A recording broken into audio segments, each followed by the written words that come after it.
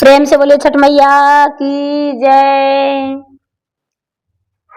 तो माताएं बहने, मैं छठ माता की कथा सुनाने जा रही हूँ, जो कार्तिक मास में अति फल देने वाली छठ माता की व्रत की जाती है और पुत्र के लंबे आयु के लिए माताएं कामना करती है छठी माता से। पुत्र के प्राप्ति के लिए भी माताएं भगवान से कामना करती है कि हे भगवान, मेरा सुनी गोद को भर दीजिए। और माता छठी उनका पुकार सुनकर उनकी सुनी गोद में पुत्र दे देते हैं और माताएं पुत्रवान हो जाती है। तो इसलिए मैं छठ माता की कथा सुनाने जा रही हूँ। प्रेम से बोले छठ मैया की जय। गुरु भाई बहना, एक राज में एक राजा थे और एक रानी थी। राजा का विवाह का कई वर्ष हो गया था, लेकिन राजा का कोई संतान नहीं था। राजा साहब अपने राजमहल के अंदर घुट घुट कर जी रहे थे। राजा का निसंतान होने का बहुत दुख था, बहुत दर्द था। धीरे धीरे राजा का ब्याह का कई वर्ष हो गया, लेकिन राजा का कोई संतान नहीं हुआ। राजा साहब सोचे कि क्यों ना मैं दूसरा विवाह कर लूं और मेरा दूसरी रानी आ जाएगी, उससे मेरा संतान हो जाएगा और मैं खुश रहूंगी। राजा साहब के सोच विचार किए हुए कुछ ही दिन बीता।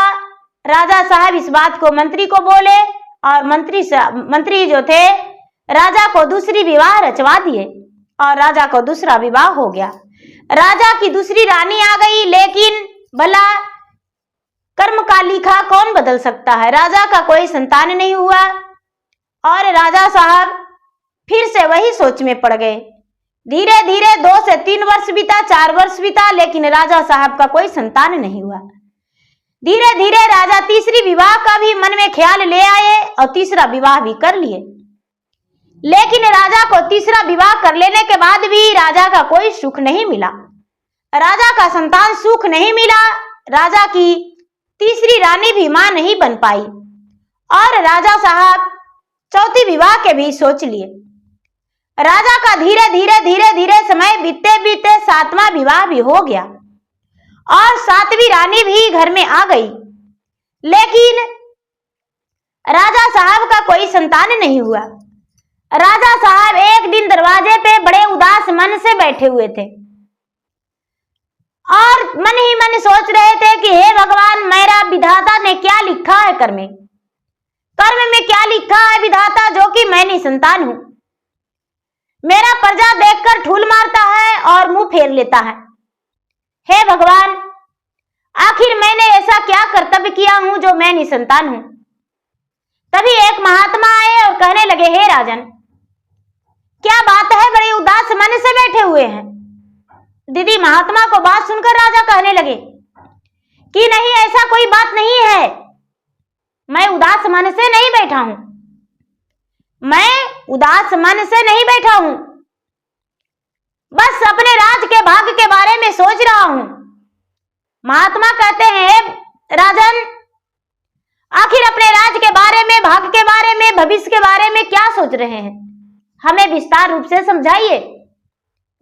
महात्मा के बात सुनकर राजा कहते हैं कि हे महात्मा, मैंने 7 विवाह कर लाया, मेरा 7 पत्नी आ गई, लेकिन मैं किसी से संतान सुख नहीं पाया हूं। मैंने अपने भाग्य को इसलिए दोष दे रहा हूं कि मेरे भाग्य में आखिर क्या लिखा है जो भगवान ने मुझे कोई संतान सुख नहीं दिया। ये बात सुनकर महात्मा कहते हैं कि ऐसा बात नहीं है राजन, तुम्हें संतान सुख अवश्य मिलेगा, मैं जैसा बताता हूं वैसा ही करना। राजा बोले कि तो ठीक है, आप जैसा कहेंगे मैं वैसा ही करूंगा।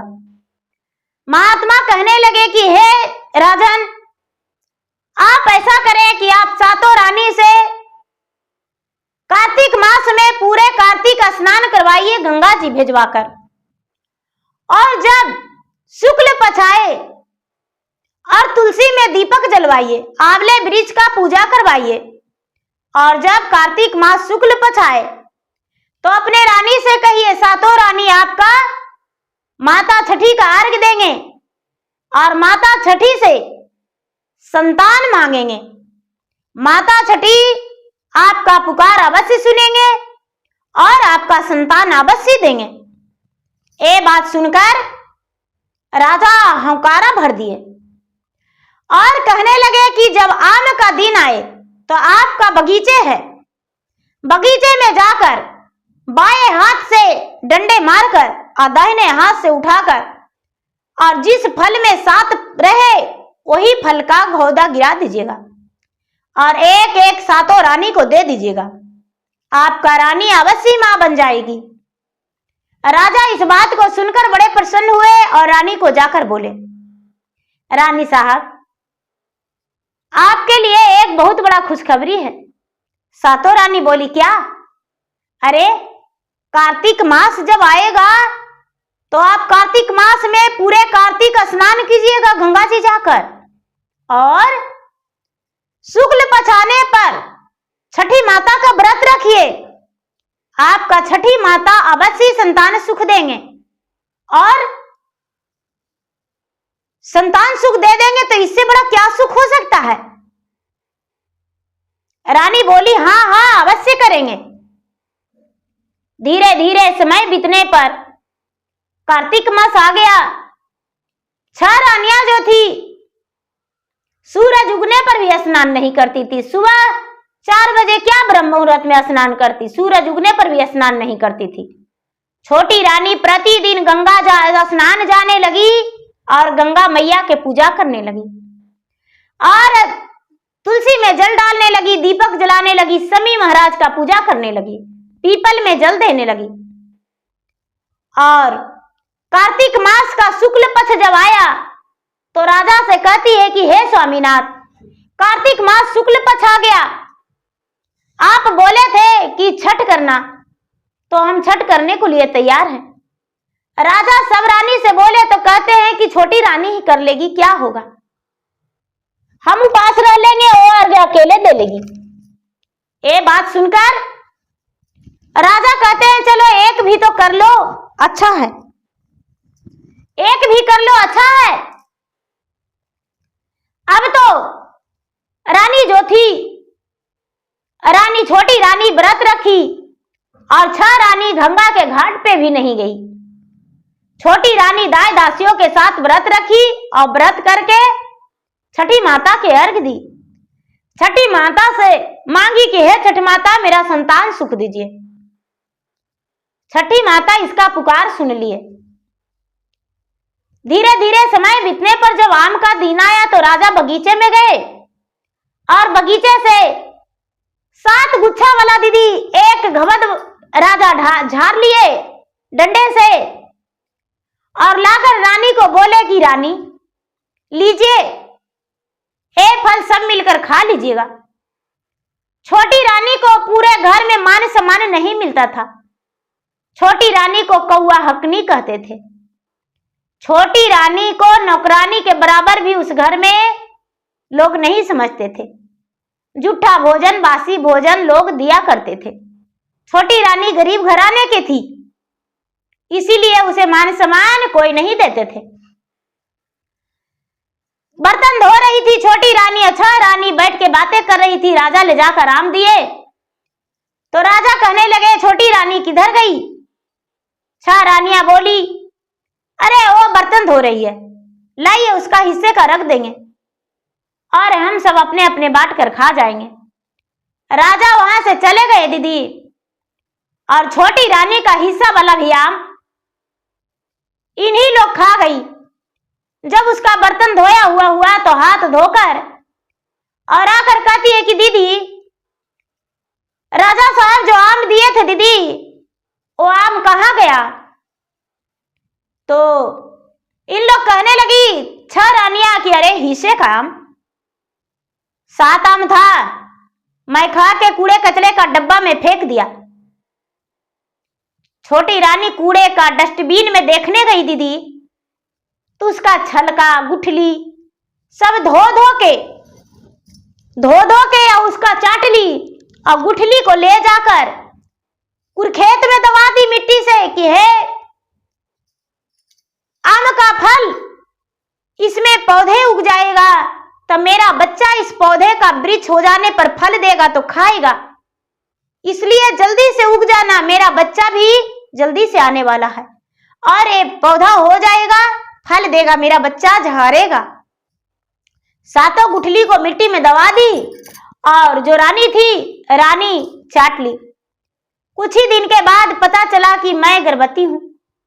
अपने दासी से बड़ी प्रेम मित्रता रखती थी। दासी से बताई कि दासी, मेरा मन जो है बड़ा घबराता है, मेरा मन खट्टा खाने का मन करता है और मेरा उल्टी उल्टी जैसा लगता है। दासी बोली, रानी साहब आप नहीं जानते, आप तो मां बनने वाले हैं, आप गर्भवती हैं। छोटी रानी खुशी के मारे बावले हो गई। राजा के जाके गले में लिपट के कहती है कि राजा साहब, आज तो राजमहल में जश्न होना चाहिए। राजा साहब कहते हैं कि हे रानी, आखिर किस चीज का जश्न होना चाहिए? राजा साहब, मैं आपकी 7वीं रानी गर्भवती हूं और उसका जश्न होना चाहिए। राजा साहब बड़े खुशी खुशी अपने राजमहल को दुल्हन की तरह सजवाए, चारों तरफ जगमग दीप जलवाए और घनाघोर फूलों से सजवा दिए पूरे राजमहल को। पूरे राजमहल में न्योता दे आए और पूरे राजमहल के लोग राजा के घर खाने पे आ गए। राजा के घर नाचे झूमे मस्ती किए, खुशियां मनाए। अब तो राजा का खुशी का ठिकाना नहीं था। छोटी रानी को खास ख्याल राजा रखने लगे। अब तो प्रतिदिन राजा छोटी रानी के कमरे में जाने लगे। धीरे धीरे छोटी रानी से ज्यादा प्यार करने लगे। 6 रानियां से कहने लगे कि आप इनका जिम्मेदारी अच्छे से करिएगा, देखिएगा, इसका ख्याल रखना होगा, क्योंकि ये तो मेरा बच्चे का जन्म देने वाली है। अब 6 रानियां को लगने लगा कि इसका बच्चे का मैं कैसे मारूं। हे भगवान, यदि इसका बच्चा जन्म लेगा तो ये मुझ पर हुक्म चलाएगी और ये राजरानी बन जाएगी नौकरानी से। मैं तो इसे नौकरानी बना के रखी हूं। हे भगवान, जमाना पलट जाएगा, आखिर कुछ ना कुछ तो करना ही पड़ेगा। धीरे धीरे समय बीतते बीतते 4-6 महीने हो गए, लेकिन कोई उपाय नहीं चला। राजा साहब से छोटी रानी बोली कि राजा साहब, जब मेरा प्रसव पीड़ा होगा तो आप कैसे जानेंगे कि मेरा रानी दर्द से पीड़ित है? तो राजा साहब बोले कि मैं आपके कमरे में एक बड़ा सा घंटी बांध देता हूं, रस्सी लगा देता हूं अपने राज दरबार में। घंटी, रस्सी को खींचिएगा तो घंटी मेरे राज दरबार में बज जाएगा और घंटी बज जाने के बाद हम दौड़ते भागते आपके पास आ जाएंगे और आपका प्रसव पीड़ा के समय दाई को बुला लाएंगे, वैद्य जी को बुला लाएंगे और आपका संतान अच्छे से हो जाएगा। ये बात सुनकर छोटी रानी बड़ी खुश हुई। राजा साहब रस्सी लगा दिए और घंटी अपने राज दरबार में। अब बच्चों की तरह बड़ी रानी, मझली रानी, संजली रानी, कंजली रानी जाती थी और रस्से को खींच दिया करती थी। राज दरबार में घंटी बज जाया करता था और राजा दौड़ते भागते आ जाते थे। राजा को लगता था कि अरे ये तो बार बार ऐसा ही बुलाती है, कोई बच्चे का जन्म नहीं देती है। राजा अब घंटी बजाने पर नहीं आने लगे। छोटी रानी का, कौआ हकनी का प्रसव पीड़ा होने लगा। 9वां महीना हो जाने के बाद प्रसव पीड़ा होने लगा, दर्द से पीड़ित थी। अब दौड़ते दौड़ते बड़ी रानी के पास गई और कहती है कि दीदी, आज लगता है मैं बच्चे का जन्म दूंगी, क्योंकि मेरा जो है 8वां अंग टूट रहा है, मुझसे रहा नहीं जा रहा, मैं क्या करूं? बड़ी रानी बोली, अरे पागली, तुम्हें पता नहीं कैसे बच्चे का जन्म दिया जाता है? नहीं, जाओ कोठी का सांधी में छुप जाओ, पांव ऊपर कर लेना, सर नीचे कर लेना, तुम्हारा बच्चा अच्छा से जन्म ले लेगा और तू बच्चे का जन्म देकर और उसके बाद बाहर आ जाना, बच्चे को उसी जगह पे छोड़ देना। कौआ हकनी बेचारी कभी किसी का बच्चा जन्म देते नहीं देखी थी दीदी। उसको पता नहीं था कि बच्चे को लोग कैसे जन्म देते हैं। वो अपना मायका में भी एक लौती बेटी थी और ससुराल में तो उसका सबत का संताने नहीं हुआ था, किसी को नहीं देखी थी। अब उसी तरह सांधी में जाकर कोठी के सांधी में छुप गई और छुप के और पाँव ऊपर कर ली और सर नीचे। लेकिन दीदी कैसे रह सकता है, जब प्रसव पीड़ा उसका कस के होने लगा तो अपने आप गिर गई और बेचारी एक लड़का एक लड़की का जन्म दे दिया। एक लड़का एक लड़की का जन्म दे दिया, जो कि बच्चा जोर जोर से रोने लगा। और कौवा हकनी के इधर से बड़ी सौतन गई और आंखों में उसका पट्टी लगा दी और इसे बाहर ले आई और कहती है कि तुम्हारे बच्चे को मैं नहाने को लिए ले जा रहा हूं आंगन में। दाई को कौवा हकनी बोली जाओ, बड़ी बाली बोली कि जाओ इस बच्चे को नदी में गाड़ देना, मिट्टी से दबा देना और आ जाना। और दाई को कुछ रुपये दे दी। बड़ी रानी बच्चा को लेकर एक डाली में दाई निकल दी। कौवा हकनी जो थी दर्द से पीड़ित थी, उसको कहा गया कि तुम्हारे बच्चे को ले जाकर नहाएंगे आंगन में, नहलाने को लिए ले जा रहे हैं। अब उसी सांधी में एक ईंट और एक पत्थर उसका सबत रख दी। दाई जो थी, दाई एक मटखान में बच्चा को फेंक दी। बच्चा को फेंक दी और फेंक कर आ गई, क्योंकि बच्चा रो रहा था। इसे लगा कि रोता हुआ बच्चा को मैं कैसे मिट्टी में दबा दूं। यदि मिट्टी में दबा देंगे तो मेरा पाप लगेगा, कोई पोस लेगा बच्चा को और वो भी मां बन जाएगी। दीदी अब क्या होता है कि राजा साहब राज दरबार में आए तो उसे पता चला कि छोटी रानी कोई बच्चा का जन्म देने वाली नहीं थी। एक ईंट और एक पत्थर बांध रखी थी अपना पेट में। जो बड़ी रानी थी वो बोली दाई को कि जाओ इस दोनों बच्चे को जाकर फेंक दो। दाई ने क्या कि एक डलवे में रुपए के लालच में कौवा हकनी के बच्चा के जाकर एक मिट्टी के मिटखान में फेंक दी और उसे लगा कि इस बच्चे को कोई भी पोस लेगा और हम चले जाते हैं। दाई जाकर राजा के राजमहल से बड़ी रानी से कुछ रुपये ली और वो अपना घर चल गई। राजा साहब आए तो बड़ी रानी कहती है, राजा साहब आप तो छोटी रानी को बड़ा लाड प्यार दे रहे थे, लेकिन छोटी रानी ने आखिर क्या किया है आपको पता है? राजा साहब बोले, नहीं मुझे तो कोई पता नहीं, उन्होंने आखिर क्या किया है? राजा साहब छोटी रानी ने ईंट और पत्थर का जन्म दिया है।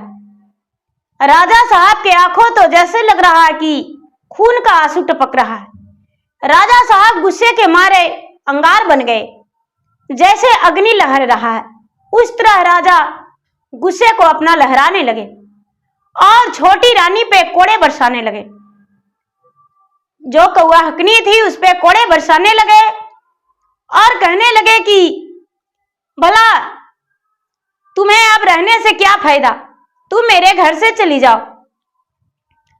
बड़ी रानी कहने लगी, राजा साहब इसे घर से मत चलाइए, इसे एक नौकरानी का काम दे दीजिए, गाय गौशाला करेगी और गाय का सानी पानी देगी, बाहर दरवाजे पे ही एक काम करेगी और बाहर घोड़े घिड़सार में रहेगी। ऐसा बात राजा साहब के बड़ी रानी बोली तो राजा साहब बोले, ठीक है, मेरे नजर में मेरा पत्नी अब कभी नहीं बन पाएगी। छोटी रानी दीदी बेचारी कौवा हकनी एक तो प्रसव पीड़ा से व्याकुल थी, उसका शरीर जो भी मां बन चुके हैं उन्हें पता है कि जब मां बनते हैं तो कैसा महसूस होता है, चलने का ताकत तन में नहीं रहता है, पांव भी आगे बढ़ाने पर शरीर जो है काम नहीं करता है। और बेचारी कौआ हकनी को उस वक्त कैसा लग रहा होगा जब बच्चे का जन्म दी भी और उसका गोदी सोना हो गया और उसके राजा ने उस पे कोड़े बरसाए तो उसे कैसा लगा होगा।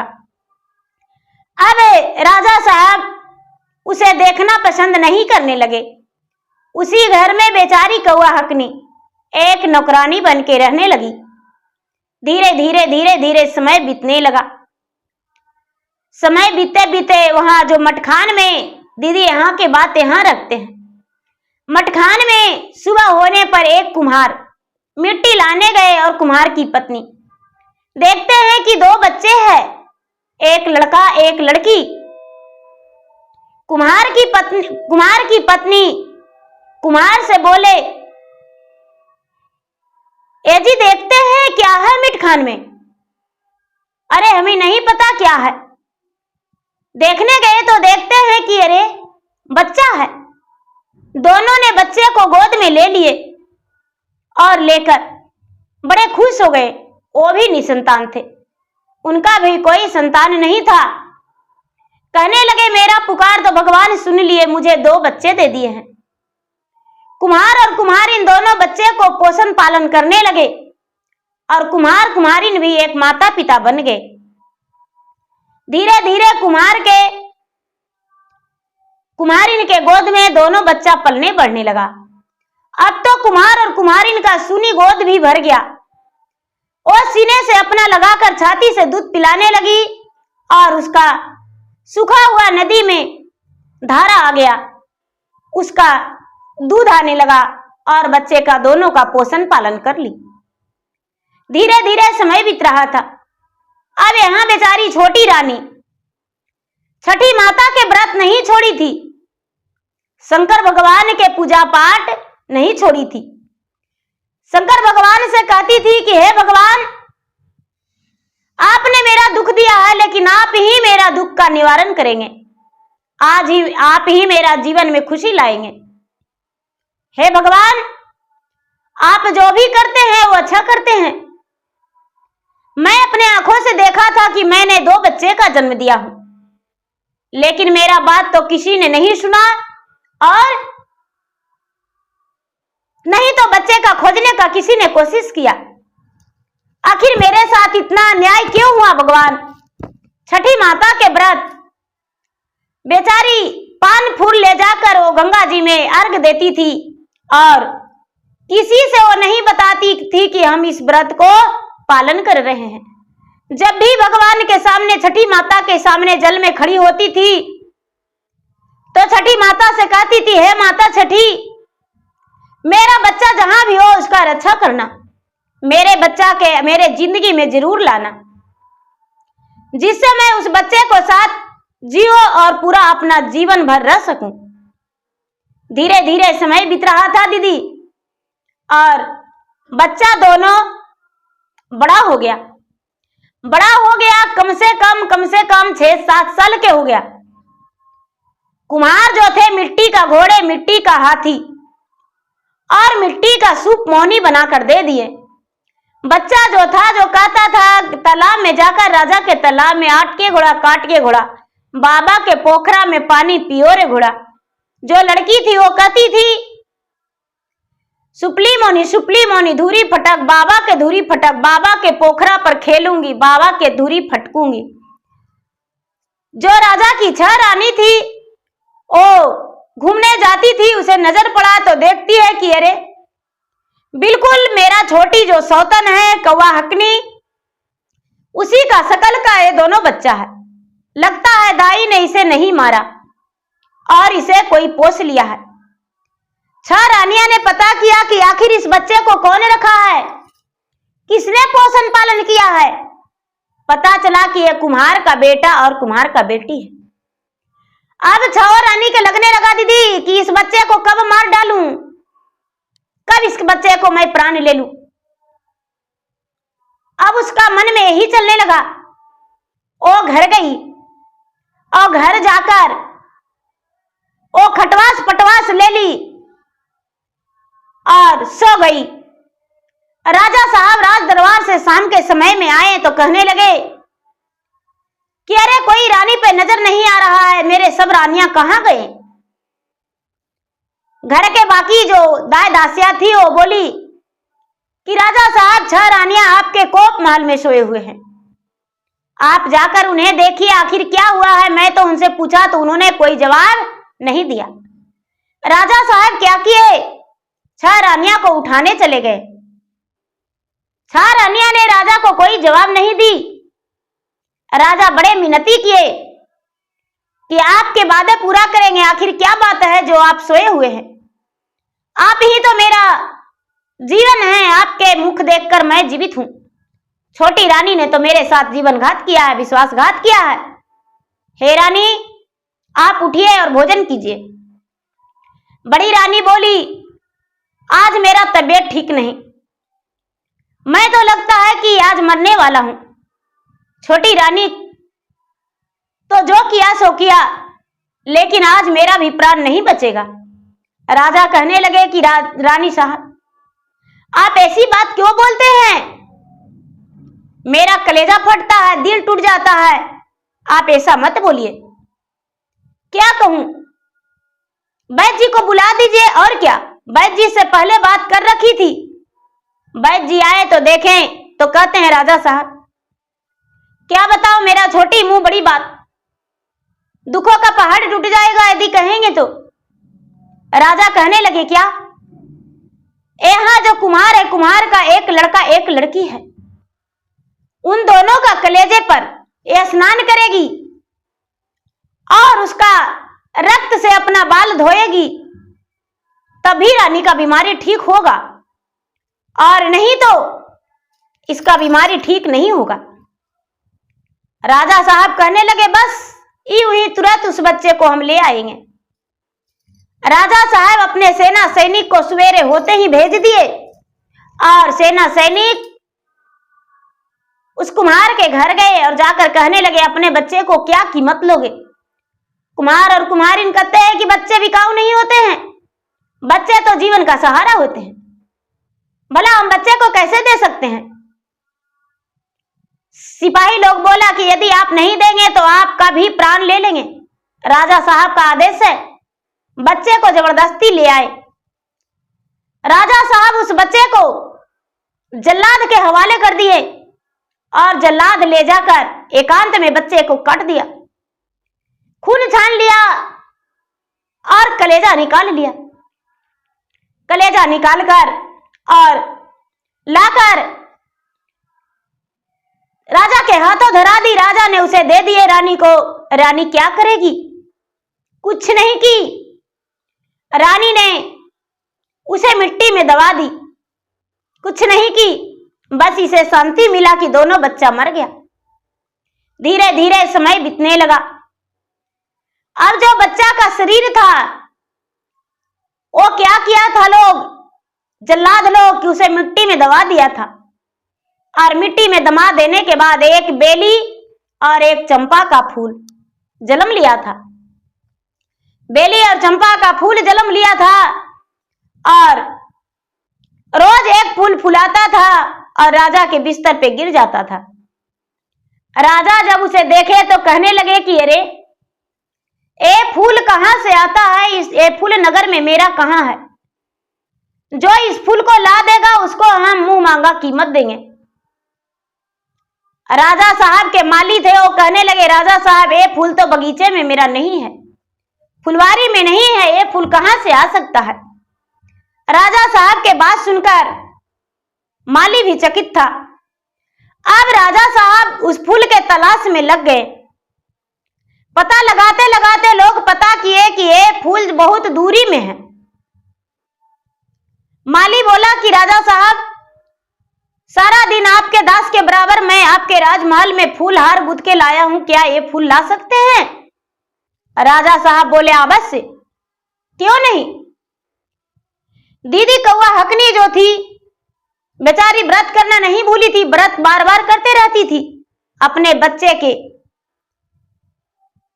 सपने सजाए रखी थी, अपने बच्चे के भगवान से लंबे आयु की प्रार्थना करती थी। माता छठी से कहती थी, हे छठी माता, आपने मेरा बच्चे का मेरा गोद में दिए, लेकिन मैं अपना गोद में नहीं खिलाया, नहीं अपने हाथों से उसे मुख में खिलाया और मेरा बच्चा मुझसे अलग हो गया। हे माता छठी, मेरे बच्चे को रक्षा करना। अब क्या हुआ दीदी, बाबा वो जो राजा का माली था, माली चला गया उस फूल के पास और फूल को तोड़ने को कोशिश करने लगा। तो बेली और चंपा में से आवाज निकलता है।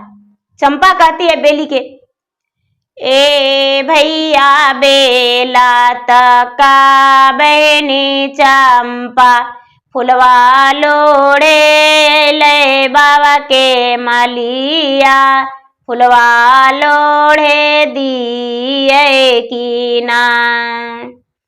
ए बहनी चंपा तका भैया बेला, डाड़े पाते खिली जाय कास। दोनों फूल आपस में बात किया। माली जो था, माली चकित था और कहता है कि अरे आखिर इसमें क्या बात है जो ऐसे ऐसे आपस में बात करता है। ए भैया बेला चंपा कुछ कुछ कहता है और आकाश लग गया। राज दरबार में आके बोला कि राजा साहब, फूल लाने गए तो फूल तो आकाश लग गया और आपस में कुछ फूल बात करता है। फूल का खुशबू बहुत सुंदर तो है, लेकिन आपस में कुछ बात करता है। अब राजा साहब सोचे कि अब किसको भेजूं। तो जो दैया थी, दैया बोली कि राजा साहब हम ले आवे जो बच्चा के फेंकी थी।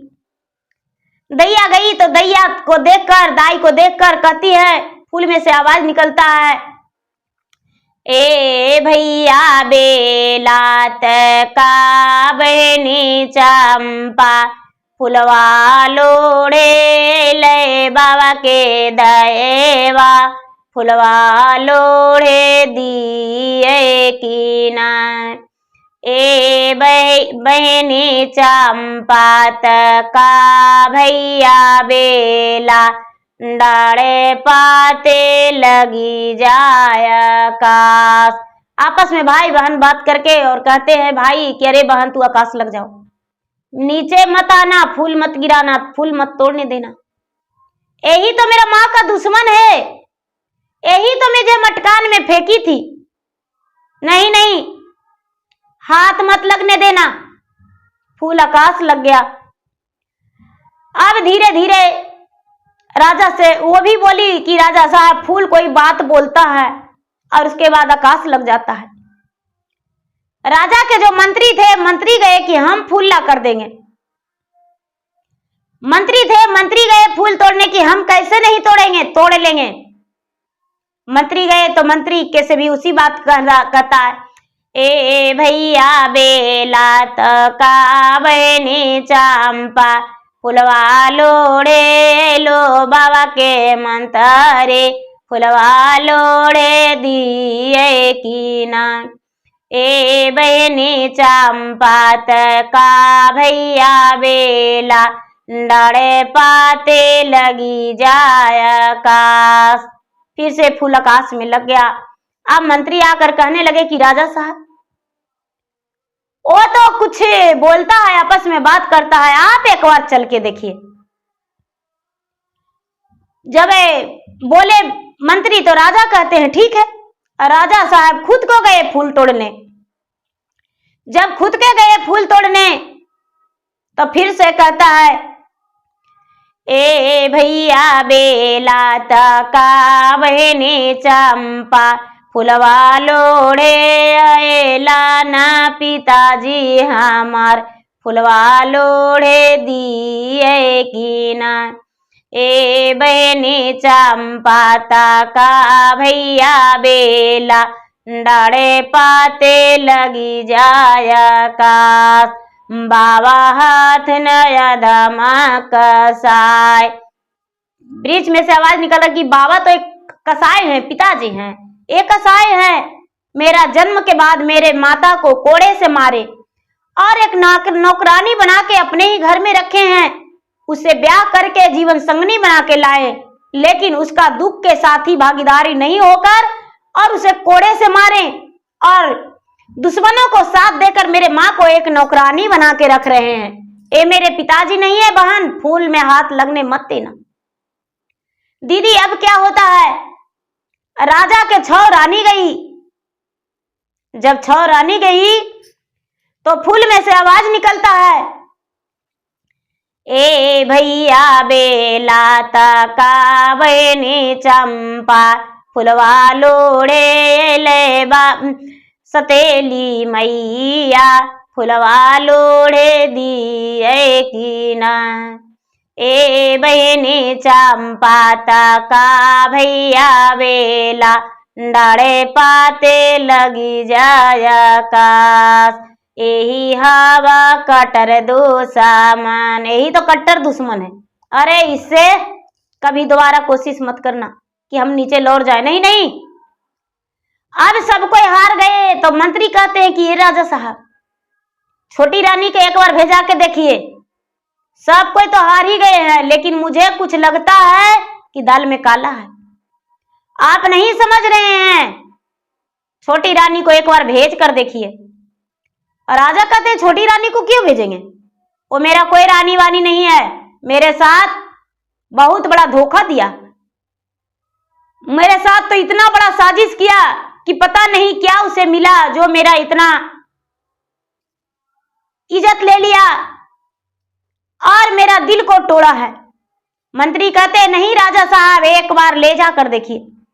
गुस्से में राजा बोले कि तो आप ही जाकर देखिए, आप ही ले जाकर देखिए। मंत्री बोले कि तो ठीक है राजा साहब, आप पीछे से आइएगा जरूर। और मंत्री जो थे, मंत्री को वह हकनी को बोले कि देखिए छोटी रानी आप भी चलिए फूल को देखिए एक बार तोड़कर। कौआ हकनी कहती है कि नहीं, हम क्या करने जाएंगे, वो फूल सती है, किसी से नहीं टूटा, भला उसके पास जाकर क्या करेंगे, खाली हाथ लौटना पड़ेगा। मंत्री हाथ जोड़कर कहते हैं कि देखिए आप मेरा धर्म का बहन है, मैं आपका धर्म का भाई हूं, मेरा बात एक बार मानिए, आपके साथ बहुत बड़ा विश्वासघात हुआ है।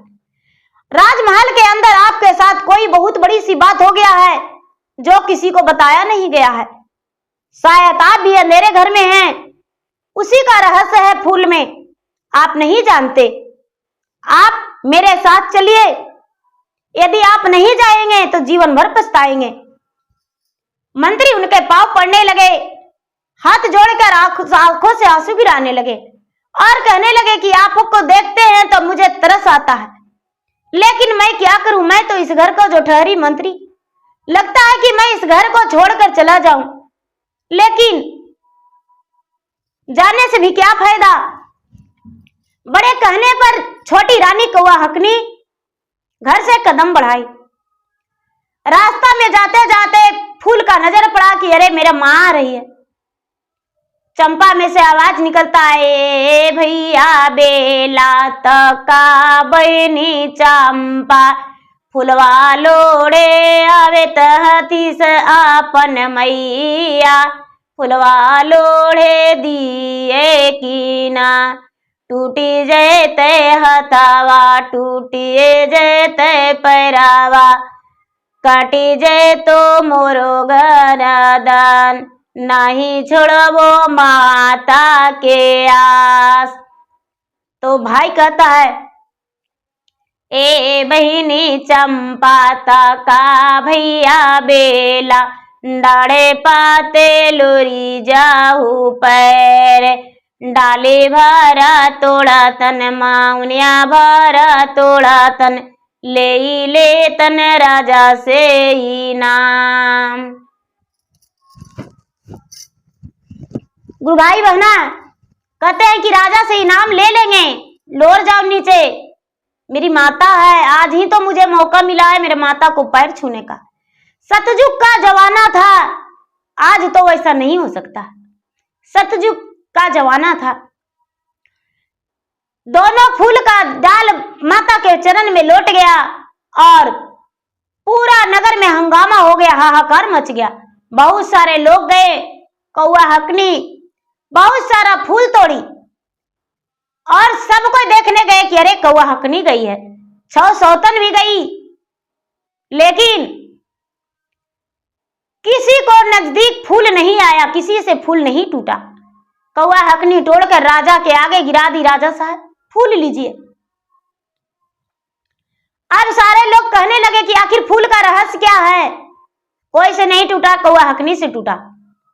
इसके अंदर कोई तो राज है। अब जो 6 रानी थी वो कहती है राजा साहब फूल का पेड़ को कटवा दीजिए, इसको हम जलावन करेंगे। सारे लोग कहते हैं कि नहीं, फूल नहीं कटेगा। 6 रानियां कहती कि नहीं, फूल कटवा देंगे, फूल रख के क्या होगा। 6 रानियां बढ़ी बुलाई और बढ़ी बुलाकर फूल काटने लगे तो बढ़ी कहते हैं, फूल में से आवाज निकालते हैं, आठे पोठे काटिया बढ़िया भैया हो, बिचवा में छोड़िया यार। राजा जी के बेटा ही ओ, राजावा के कुल के हम रहती कौहा कनी माय। माता मोरा जलम देलन, सौतेली माता बिगी देलन, कुम्हाराजे पोसी लेलन, पिता मारवाई देलन, राहे बाटे गाड़ी देलन, जलमा ले ली फूलावा के गाछ। जो कुम्हार था वो बड़ी था दीदी, डर गया। कहता ए राजा साहब हम नहीं काटेंगे, इसमें से आवाज निकलता है, आइए।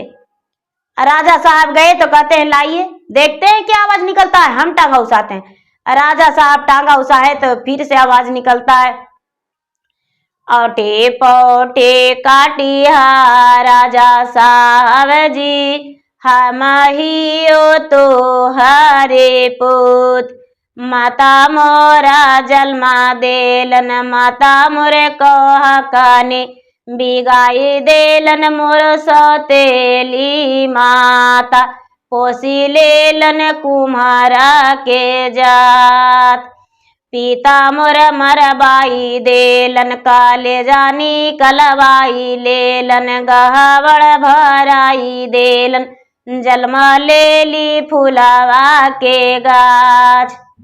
राजा साहब शौक गए, कहते अरे ऐसे बोलता है। बढ़ी को बोले कि देखो धीरे धीरे काटना, इसका में कुछ रहस्य है, धीरे धीरे काटना। और बढ़ी धीरे धीरे चौबगल काटा तो एक सुंदर पुत्र निकला और अपने कौहकरी मां से जाके लपट गया। जो बच्चा 12 साल के था और कौहकनी में लपट गया। दूसरा जो चंपा था उसको भी काटने पर एक लड़की निकली, वो भी जाके कौआ हकनी में लपट गया, माँ माँ करके। कौआ हकनी का तो आंसू रुकने का नाम ही नहीं ले रहा था। 6 रानियां घिच्चा तीरी करने लगी कि बच्चा मेरा है, बच्चा मेरा है। कौआ हकनी चुप थी। राजा कहते हैं नहीं, ये बच्चा आपका नहीं हो सकता है। आपका बच्चा होता तो क्या इसके पास सटता? नहीं।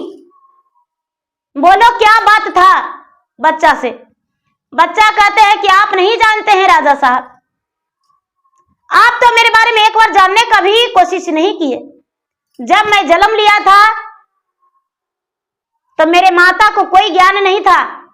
आप भी अपने राज दरबार में पड़े थे और दाई से मेरा सौतेली माँ ने फेंकवा दिया था और मेरे माँ को आंखों में पट्टी लगा दिया था। और मेरे माँ को होश आया तो वहां ईंट और पत्थर रख दिया गया।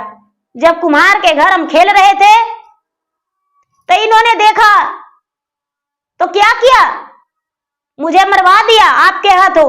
आपने जल्लाद को दे दिए और जल्लाद ने मेरा कलेजा निकाल लिया, मार दिया और गाड़ दिया।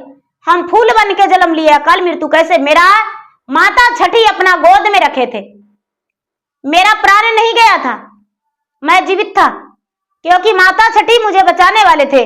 और माता छठी का कृपा है कि आज भी मैं जीवित हूं अपने माता के सहारे।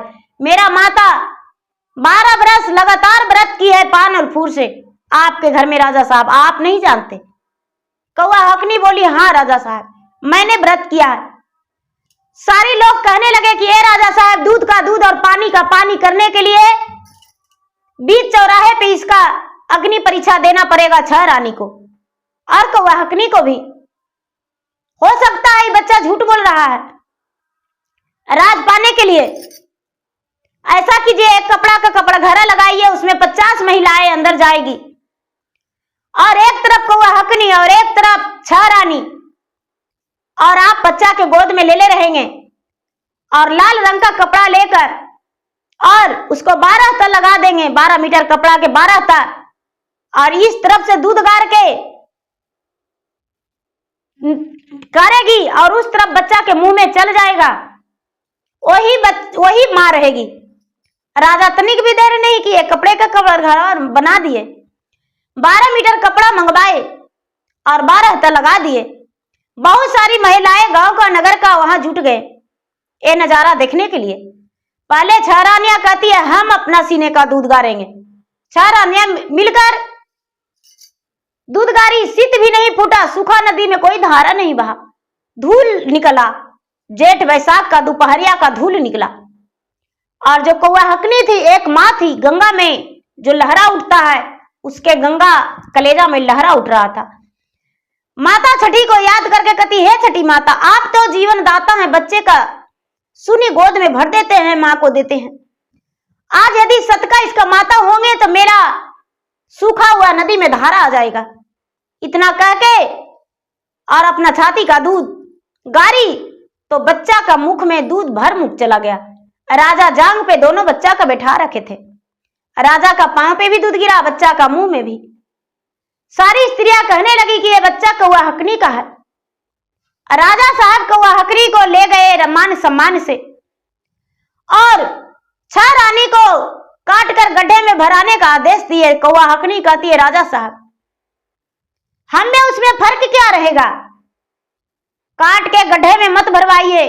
राजा साहब आप इसे नौकरानी बना दीजिए और राज वस्त्र राज गहने खुलवा दीजिए, राज सिंहासन से हटा दीजिए।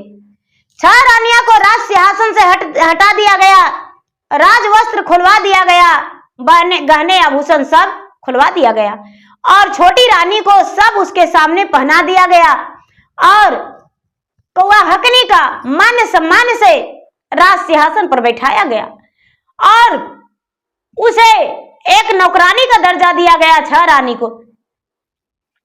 छह रानी उसी राजमहल के अंदर नौकरानी बन के रहने लगी और कौआ हकनी रानी बन के, बच्चे की मां बन के। अब राजा छह रानी से बोलना बंद कर दिए और कौआ हकनी से ही अपना हर सुख दुख का बंटवारा करने लगे। दोनों बच्चे के साथ जीवन जीने लगे। तो गुरु भाई बहना, माता छठी सब पे भी कृपा करते हैं और कौआ हकनी पे भी किए। हे छठी माता, जैसे आप कौआ हकनी पे कृपा किए, उसके मरे हुए बच्चे को लौटा दिए। हे छठी माता, हर माँ के साथ ऐसा कीजिए कि उसके बच्चे को रक्षा कीजिए और बच्चे को स्वस्थ रखिए। बच्चे उनका जहां भी रहे वो अच्छे से रहे। तो प्रेम से बोलिए छठ मैया की जय। गुरु भाई बहना, मेरा वीडियो अच्छा लगे तो मेरा वीडियो को लाइक करें, शेयर करें। चैनल पर यदि नए हैं तो चैनल का सब्सक्राइब करें, बेल आइकन घंटी को दबाएं, जो कि मेरा वीडियो का नोटिफिकेशन सबसे पहले आपके पास जाए और आप मेरा वीडियो को सुन सके, देख सके। कमेंट बॉक्स में जय छठी मैया, जय सूर्य भगवान जरूर लिखे। धन्यवाद। जय छठी माता।